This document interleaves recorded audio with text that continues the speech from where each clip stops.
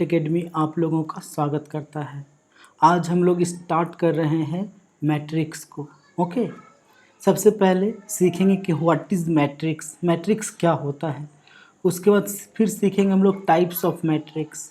Okay, फिर algebra of matrix देखेंगे।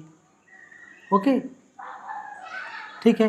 फिर साथ साथ हमारा एनसीईआरटी का सॉल्यूशन भी चलता रहेगा। ओके, तो चलिए सबसे पहले समझते हैं कि मैट्रिक्स क्या है।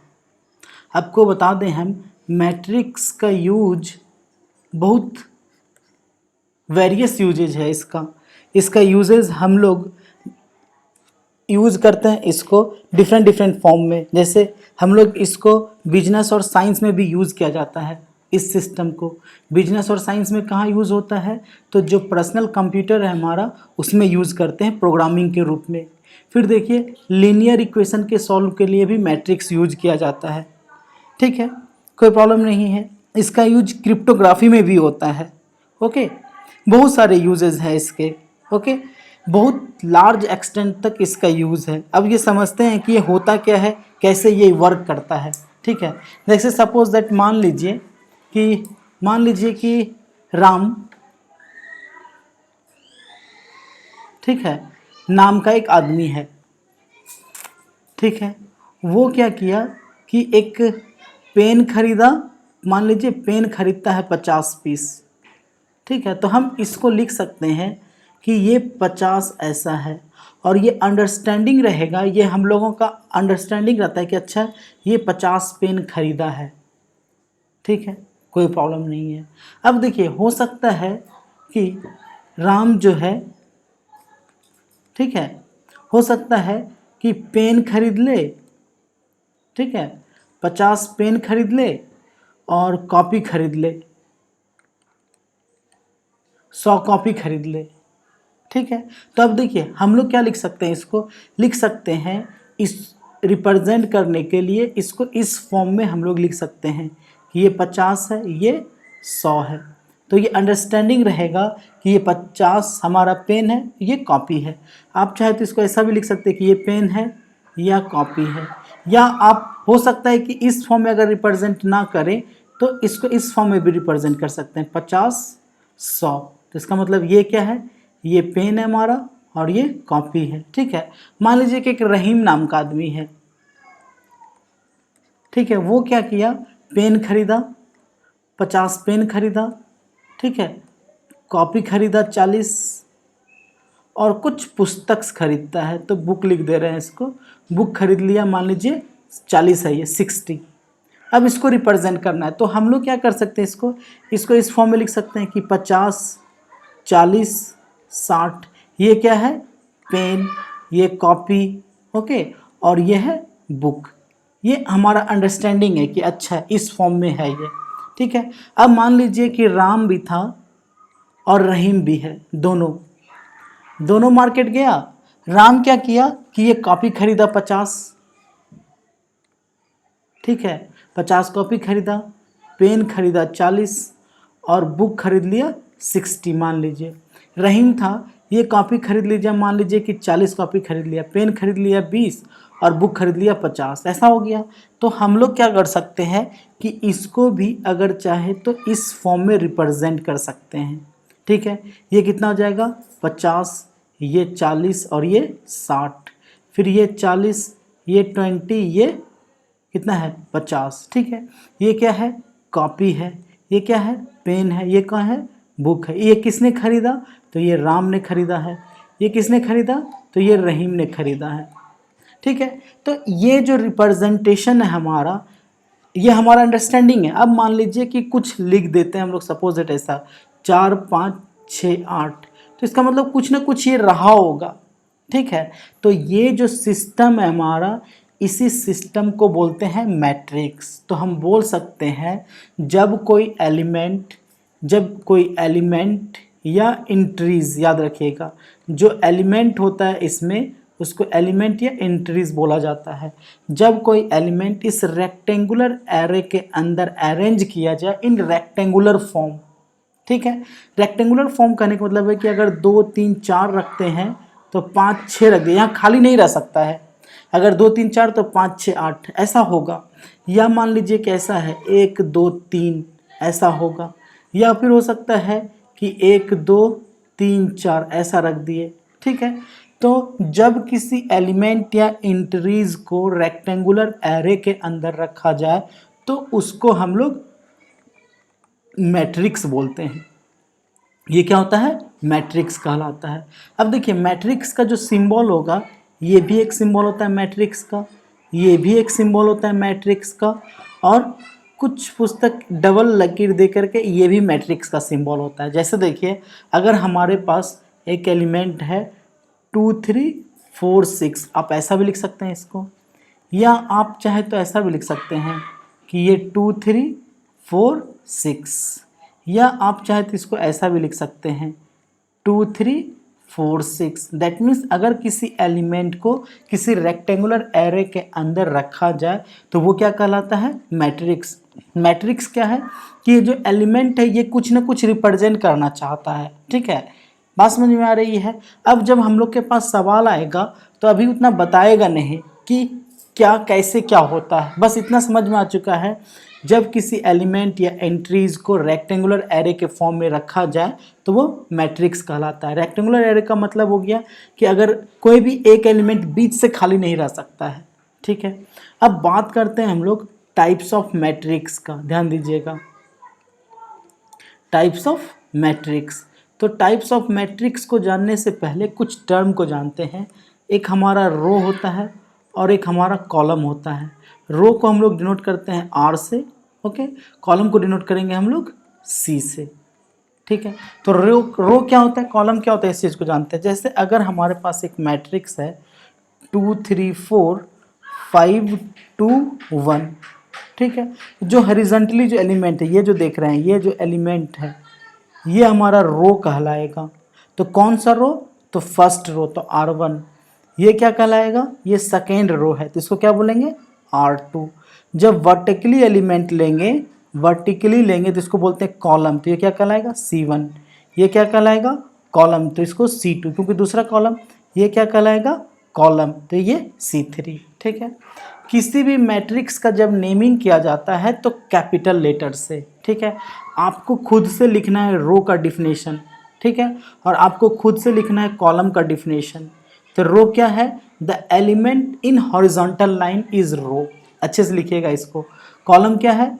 The element in vertical line, किसका? Of a matrix. The element in horizontal line of a matrix. ठीक है, कॉलम क्या होगा? Vertical line. ठीक है, अब याद नहीं रहेगा तो आप याद रख सकते हैं RHS होता है, RHS होता है तो याद रख सकते हैं। अच्छा, रो हॉरिजॉन्टली आएगा। ठीक है, CV, ठीक है, ATM में यूज होता है CVV नंबर। ठीक है, तो आप देखें तो CV, अच्छा CV, इसका मतलब क्या हो गया कि कॉलम के साथ वर्टिकल आएगा। ठीक है, अब इसका डिफिनेशन खुद से लिखना है। हम बता रहे थे किसी भी मैट्रिक्स का नेमिंग कैपिटल लेटर से किया जाता है। सपोज दैट ये हमारा मैट्रिक्स है, इसका एलिमेंट है 2 1 2 4 3 6, ये एलिमेंट है। तो देखिए इसमें कितने रो हैं? ठीक है, रो कितना है? देखिए फर्स्ट रो, हॉरिजॉन्टली जो है वो रो कहलाता है। ये हमारा हो गया फर्स्ट रो, ये हमारा हो गया सेकेंड रो, यानी कि 2 रो है। कॉलम कितना है? 3, ये हमारा हो गया फर्स्ट कॉलम, ये हो गया दूसरा कॉलम, ये हो गया तीसरा कॉलम। तो जब किसी मैट्रिक्स में नंबर ऑफ रो को number of row by number of column लिखते हैं तो वो उसका ऑर्डर कहलाता है। इसका मतलब इसका ऑर्डर कितना हो जाएगा? इस मैट्रिक्स का ऑर्डर कितना हो जाएगा? 2/3। ठीक है, जब भी ऑर्डर लिखेंगे किसी मैट्रिक्स का, याद रखिएगा, जब भी ऑर्डर लिखेंगे तो ये रो बाय कॉलम होगा हमेशा। ठीक है, याद रहेगा, श्योर याद रहेगा। अब देखिए, ठीक है, अब देखिए ध्यान दीजिएगा। अब किसी मैट्रिक्स, सबसे पहले ऑर्डर ऑफ मैट्रिक्स होता है। किसी मैट्रिक्स ऑर्डर क्या होगा? रो बाय कॉलम। अब कोई मैट्रिक्स है, इसके एलिमेंट को रिप्रेजेंट करना है। सपोज दैट एक मैट्रिक्स है, एक एलिमेंट है यहाँ पर 2 3 4 5 6 7 1 2 1, ये एक मैट्रिक्स है। ठीक है, अब देखिए इसके एलिमेंट को, ये जो एलिमेंट है 5, अगर हम 5 को रिप्रेजेंट करना चाहें तो किसी एलिमेंट को रिप्रेजेंट करने के लिए भी जो ऑर्डर का फॉर्म है वही एलिमेंट को रिप्रेजेंट करने का तरीका होगा। जैसे सबसे पहले रो देखेंगे, कौन सा रो है, सेकेंड रो, कॉलम कौन सा है, फर्स्ट, यानी कि ये एलिमेंट क्या होगा 821, तो 821 क्या हो जाएगा 5। अब इस 2 को पकड़े, इस 2 को पकड़ रहे हैं, क्योंकि देखिए 2 2 है, ये भी 2 है, ये भी 2 है, तो अब पूछ लेगा कि हमारा कि ए, ठीक है, 3 2 क्या होगा, तो अच्छा हम समझ जाएंगे, अच्छा तीसरा रो, ठीक है, दूसरा कॉलम, तो तीसरा रो दूसरा कॉलम, तो क्या हो जाएगा 2। अगर हम 7 की बात करेंगे तो 7 में क्या होगा, दूसरा रो, ठीक है, तीसरा कॉलम, तो ए 2 3 क्या हो जाएगा 7। ठीक है, आशा करते हैं कि समझ में आ रहा होगा। ठीक है, कि रो ऑर्डर क्या होता है और एलिमेंट को रिप्रेजेंट करना हो तो क्या होता है। अब देखिए इससे सवाल कैसे बनेगा हमारा, बोलेगा आपको कि कंस्ट्रक्ट, ध्यान दीजिएगा, construct a matrix of order 3/2, of order 3/2 such that a i j बराबर आई माइनस जे है। ठीक है, अच्छा तो मैट्रिक्स जो बनाना है वो किस ऑर्डर का है, 3/2, तो ए 3/2 ऑर्डर का बनाना है, तो इसमें रो कितना 3, ठीक है, कॉलम कितना 2, तो यहाँ पर जो एलिमेंट आएगा, देखिए एलिमेंट कहाँ आएगा, या तो यहाँ आएगा, ठीक है, चूँकि या तो यहाँ आएगा, कॉलम 2 ही है, फिर या तो यहाँ आएगा, या तो यहाँ आएगा, या तो यहाँ आएगा, या तो यहाँ आएगा, ऐसा होगा। अब देखिए यहाँ पर जो एलिमेंट है इसको क्या बोलेंगे, A11 first row first column, इस एलिमेंट को क्या बोलेंगे A12 first row second column, इसको क्या बोलेंगे A21 second row first column, इसको क्या बोलेंगे A22 second row second column, ये क्या कहलाएगा A31, फिर ये क्या कहलाएगा A32। ओके, अच्छा अब देखिए फिर यहाँ से देखते हैं, तो ए आई जे क्या है, आई माइनस जे है ना, तो आई माइनस जे ए आई जे होता है, तो यहाँ क्या होता है आई माइनस जे, इसका मतलब यहाँ पर क्या है 1 1। ठीक है, तो यहाँ पर जो A11 होगा, यहाँ बता रहे हैं आपको A11 जो होगा, इसका मतलब 1 - 1 क्या हो जाएगा 0, इसका मतलब A11 की जगह क्या होगा 0। फिर दूसरा एलिमेंट अगर पकड़े इसका A12 मतलब क्या हो जाएगा 1 - 2, तो क्या हो जाएगा 1, यहाँ हो जाएगा 1। सिमिलरली A21 क्या होगा 2 - 1 क्या हो जाएगा 1, तो A21 क्या हो जाएगा 1। फिर A22 क्या हो जाएगा 0, A31 क्या हो जाएगा 3 - 1 2, A32 क्या हो जाएगा 3 - 2 1। तो ये बन गया हमारा मैट्रिक्स। ठीक है, अब समझ में आ रहा होगा कि ऑर्डर क्या है। ठीक है, ऑर्डर एक्चुअल में क्या होता है और एलिमेंट रिप्रेजेंटेशन क्या होता है किसी भी मैट्रिक्स का। ठीक है, कोई प्रॉब्लम नहीं है हम लोगों को इसमें। ठीक है, समझ में आ रहा होगा तो लाइक ज़रूर कीजिएगा, अगर सब्सक्राइब नहीं किए हैं तो प्लीज़ सब्सक्राइब भी कर लीजिए। ओके, अब देखिए, अब कभी कभी क्वेश्चन ये पूछा जाएगा आपसे कि एक मैट्रिक्स है, ठीक है ना, अ मैट्रिक्स हैविंग ऑर्डर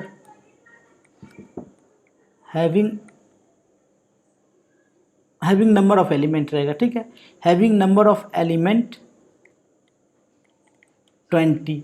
ठीक है, find all possible order, find all possible order.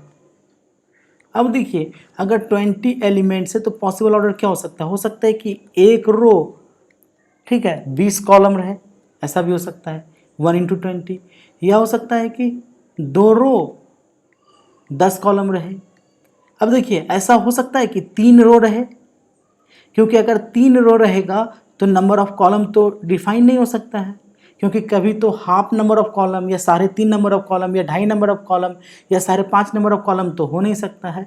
इसका मतलब ये 3 रो पॉसिबल नहीं होगा। ठीक है, अब तो क्या हो सकता है 4 रो हो सकता है तो 5 कॉलम, हाँ 5 रो तो 4 कॉलम। अब देखिए दोनों अलग अलग है, 4 रो 5 कॉलम है, इसमें क्या है 5 रो 4 कॉलम है, दोनों कैसे अलग है इस चीज़ को देखेंगे अभी थोड़ा देर में। ठीक है, और भी कुछ पॉसिबल हो सकता है तो देखते हैं, तो एक 2 × 10 पॉसिबल हो सकता है कि 2 रो 10 कॉलम हो, या हो सकता है कि 20 × 1 पॉसिबल हो, यानी कि इतना नंबर ऑफ ऑर्डर पॉसिबल हो सकता है। तो अब आप डिसाइड कर सकते हैं कि ऑर्डर किस तरह से बन सकता है, कुछ भी ऑर्डर नहीं हो सकता। अगर नंबर ऑफ एलिमेंट भी फिक्स हो तो कुछ भी ऑर्डर नहीं हो सकता है, ऑर्डर भी क्या होगा, लिमिटेड होगा।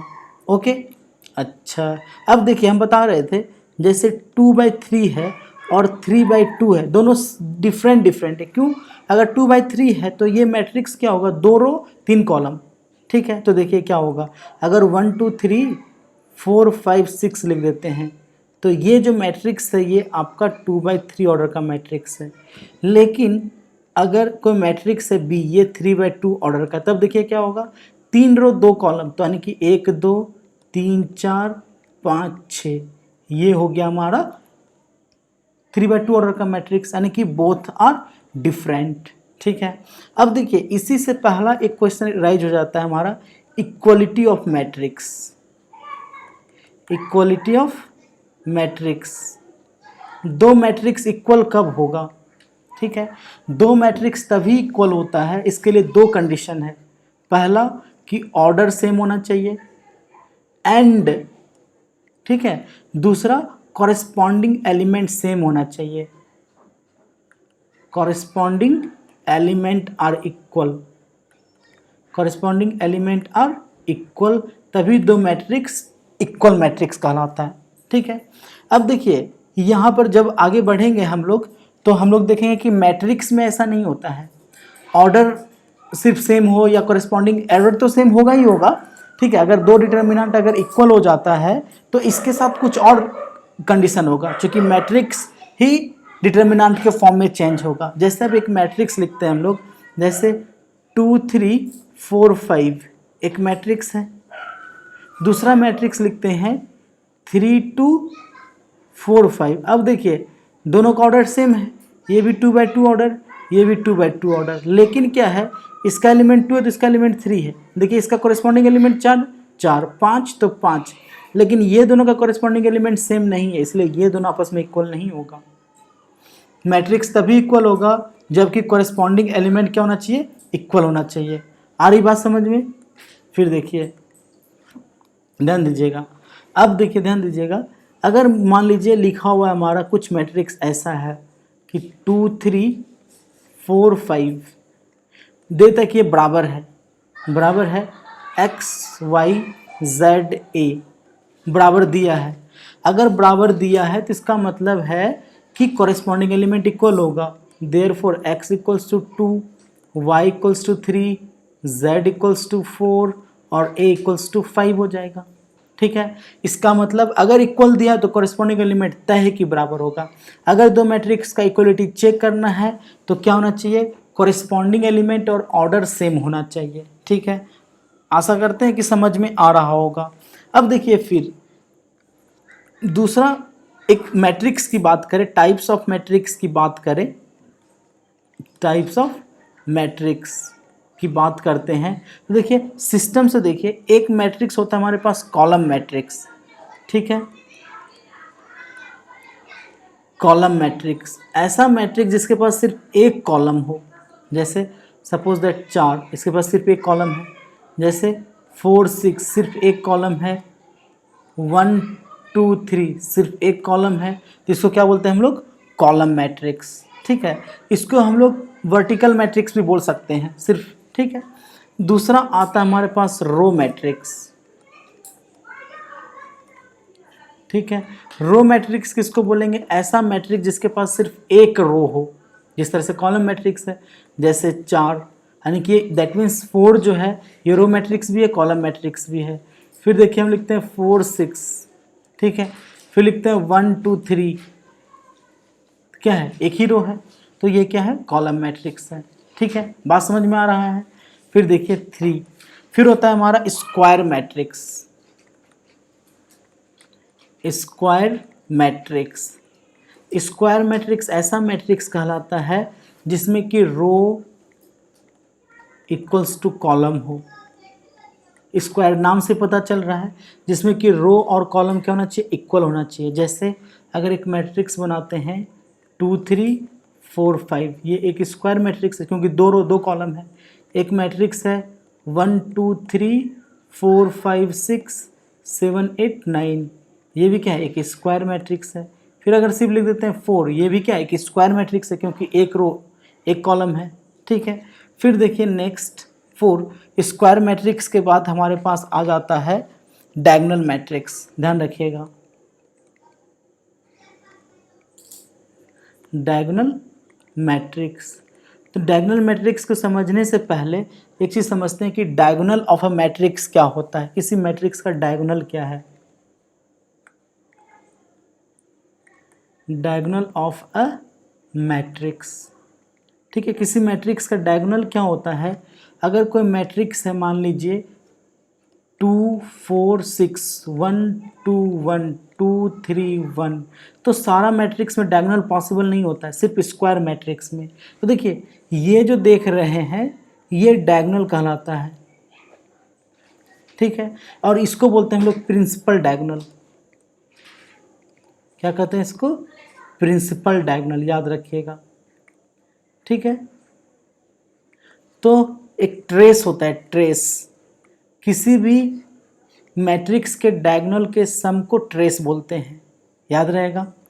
ये भी एक डायगोनल है लेकिन ये प्रिंसिपल डायगोनल नहीं है, सिर्फ डायगोनल है।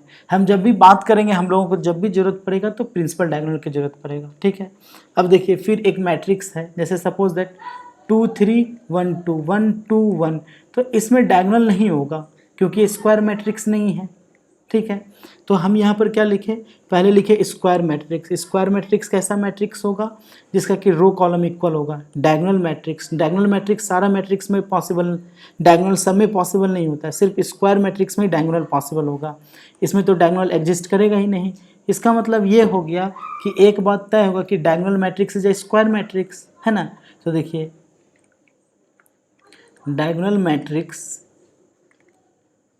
Is a square matrix, okay, is a square matrix such that, ठीक है ना, such that सिर्फ प्रिंसिपल डायगोनल के along एलिमेंट होगा, such that aij not equal to 0 and ai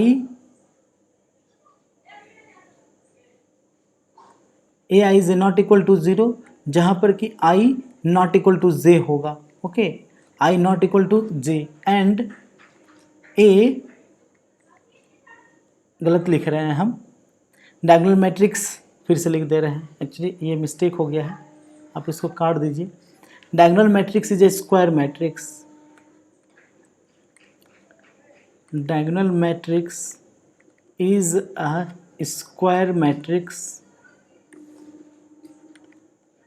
ठीक है, सच दैट, ऐसा मैट्रिक्स है, such that a i j not equal to 0 if i equals to j and a i j equals to 0 if i not equal to j. देखिए क्या कहना चाह रहा है, अगर हम लोग के पास एक एलिमेंट है जैसे A11 A12 A13 A21 A22 A23, तो A31 A32 A33, तो अब देख सकते हैं कि ए i j not equal to 0 कब, जब आई बराबर जे हो। तो सिर्फ डायगोनली जो एलिमेंट है उसी में क्या होता है कि बराबर होता है ये तीनों, यानी कि ये 0 नहीं होगा, बाकी जो है ए आई जे 0 होगा। बाकी देखिए जिसमें कि आई नॉट इक्वल टू जो है ये है ना, देखिए इधर बाकी इसमें से कोई भी आई जे बराबर नहीं है, तो बाकी क्या होगा 0।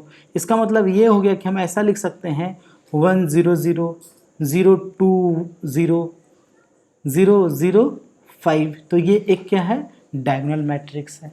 तो डायगोनल मैट्रिक्स के डिफिनेशन को अगर हम बोलचाल की भाषा में, अगर इस भाषा में ना लिखें तो हम बोल सकते हैं कि अगर प्रिंसिपल डायगोनल के अलोंग एलिमेंट 0 ना हो, इफ़, ठीक है ना, if principal diagonal has non zero element,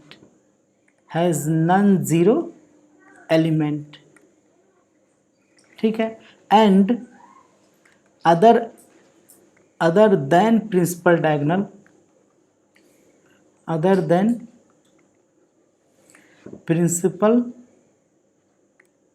diagonal, is 0, सिर्फ प्रिंसिपल डायगोनल के अलॉन्ग एलिमेंट जीरो नहीं होगा, बाकी सारा क्या होगा, जीरो होगा। और ये जब भी होगा तो एक स्क्वायर मैट्रिक्स होगा, ये तय है। अब देखिए डायगोनल मैट्रिक्स को रिप्रेजेंट किया जाता है इस तरह से, अगर कभी ऐसा लिख दे कि डायगोनल डी आई ऐसा लिख दे और ये लिख दे 1 5 6, तो हम लोग समझ जाएंगे कि ये एक डायगोनल मैट्रिक्स है। ओके, बात समझ में आ रहा है। और ये कैसा रहा होगा, तो ये रहा होगा ऐसा 1 0 0, ठीक है, 0 5 6, फिर 0 0, सॉरी ये 0 0 0 6, ये एक क्या है हमारा डायगोनल एलिमेंट, डायगोनल मैट्रिक्स है। जैसे फिर लिखा हुआ है डायगोनल मैट्रिक्स लिख देता है 5 -6 9, ठीक है, तो हम लोग समझ जाएंगे क्या होगा। ये आपके लिए होमवर्क करना, खुद बनाना है आपको। अगर मान लीजिए लिखता है डी आई डायगोनल मैट्रिक्स 5 7, तो इसका मतलब क्या हो गया कि दो एलिमेंट रहा होगा, ये ऐसा रहा होगा 5 0 0 7, यानी कि 2x2 ऑर्डर का रहा होगा। ओके, तो diagonal matrix is a square matrix where principal diagonal has non-zero element and other than principal diagonal element is zero, ठीक है। अब देखिए डायगोनल मैट्रिक्स से ही फॉर्मेशन होता है स्केलर मैट्रिक्स। कौन सा मैट्रिक्स, स्केलर मैट्रिक्स, ठीक है। तो scalar matrix is a diagonal matrix, scalar matrix is a diagonal matrix, ठीक है ना, याद रखिएगा। स्केलर मैट्रिक्स भी क्या होता है, diagonal matrix, such that it's all principal diagonal element, it's all principal diagonal element are equal, ठीक है। जैसे देखिए अगर 1 5 ले लेते हैं, 5 0 0 0 5 0, ठीक है, 0 0 5, ये क्या है, एक स्केलर मैट्रिक्स है, ठीक है। फिर देखिए अगर लिखा हुआ है ऐसा 2 0 0 2, ये भी क्या है, एक स्केलर मैट्रिक्स है, ठीक है। जैसे लिखा हुआ है 1 0 0 1, ये भी क्या है, एक स्केलर मैट्रिक्स है, ठीक है। फिर लिखा हुआ है 1 0 0 0 1 0 0 0 1, ये भी क्या है, एक स्केलर मैट्रिक्स है, ठीक है। स्केलर दैट मीन्स कहने का मतलब क्या हो गया, देखिएगा ध्यान से, स्क्वायर मैट्रिक्स से अगर बात करें तो स्क्वायर मैट्रिक्स कैसा मैट्रिक्स होता था, जिसका रो कॉलम इक्वल हो, ठीक है। डायगोनल मैट्रिक्स क्या होता था, एक स्क्वायर मैट्रिक्स होता था। Diagonal matrix is also square matrix, कैसा होता था, जिसमें कि प्रिंसिपल डायगोनल के अलॉन्ग एलिमेंट नॉन जीरो होता था, बाकी सारा एलिमेंट क्या होता था, जीरो, देखें यहाँ पर। और फिर देखिए डायगोनल मैट्रिक्स से ही फॉर्मेशन होता है स्केलर मैट्रिक्स, जिसमें कि डायगोनली एलिमेंट इक्वल होना चाहिए, बाकी सारा एलिमेंट क्या होना चाहिए, नॉन जीरो। अब इसी से बन जाता है एक आइडेंटिटी मैट्रिक्स, एक इम्पॉर्टेंट मैट्रिक्स है, ये बहुत ज़्यादा सवाल के साथ आएगा हम लोगों के पास, आइडेंटिटी, ठीक है। फिर से लिख दे रहे हैं हम आइडेंटिटी मैट्रिक्स, ठीक है। आइडेंटिटी मैट्रिक्स एक स्केलर मैट्रिक्स है, ठीक है। a scalar matrix such that its principal diagonal element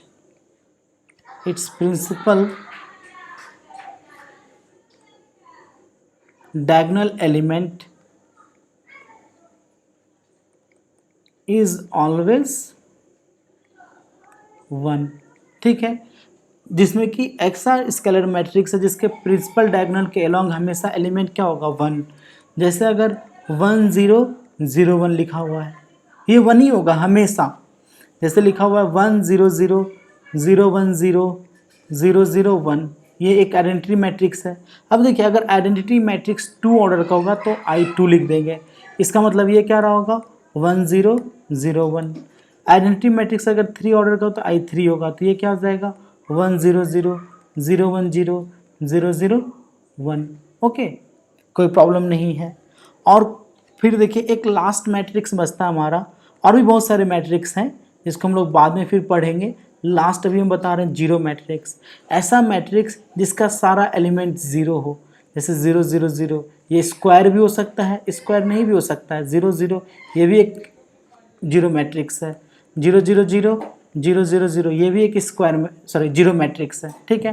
तो zero matrix is that matrix whose all entries are zero, या zero matrix is that matrix whose all elements are zero, ठीक है। आशा करते हैं कि समझ में आ चुका होगा। अगर अच्छा लगा है तो एक बार लाइक ज़रूर कर लीजिएगा। अगर सब्सक्राइब नहीं किए तो प्लीज़ सब्सक्राइब कर लीजिए।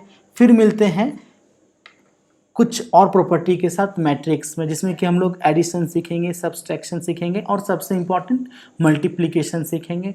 फिर कुछ सवाल बनाने के टेक्निक को भी सीखेंगे। ओके, तब तक के लिए पढ़ते रहिए, खुश रहिए, बाय बाय।